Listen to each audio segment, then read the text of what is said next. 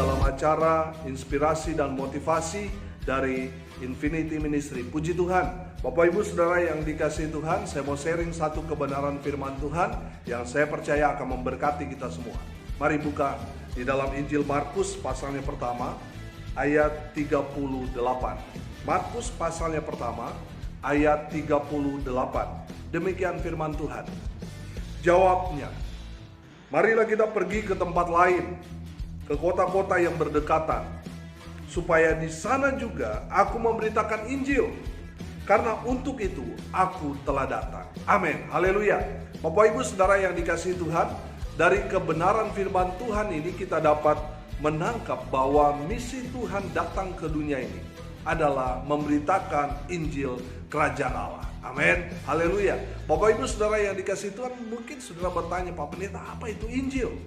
Dari dulu sampai sekarang saya sudah Kristen dari kecil, tapi saya tidak tahu apa itu Injil. Yang saya tahu hanya kitab Injil Matius, Markus, Lukas, Yohanes.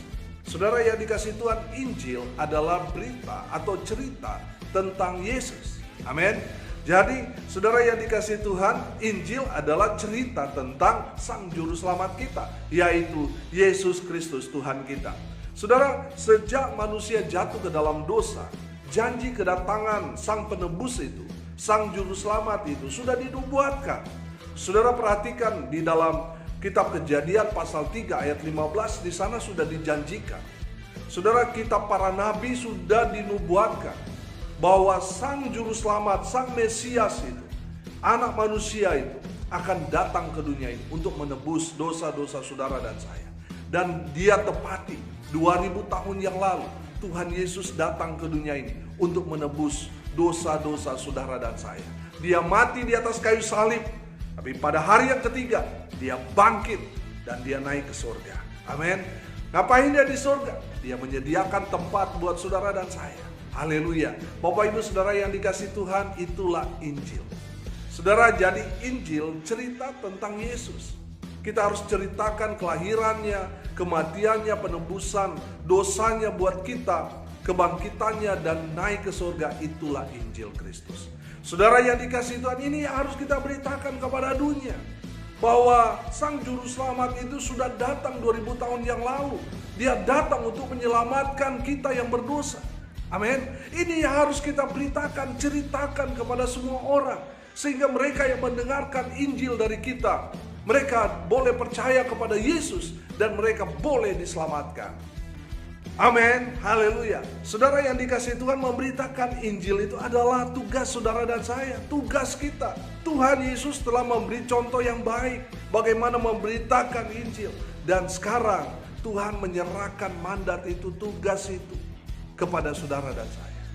Rasul Paulus dalam 1 Korintus 9 ayat 16 berkata begini, karena jika aku memberitakan Injil, aku tidak mempunyai alasan untuk memegahkan diri, sebab itu adalah keharusan bagiku. Celakalah aku jika aku tidak memberitakan Injil. Saudara yang dikasihi Tuhan, kalau kita tidak memberitakan Injil, kita akan celaka. Kita akan dibuang ke dalam api yang menyala-nyala.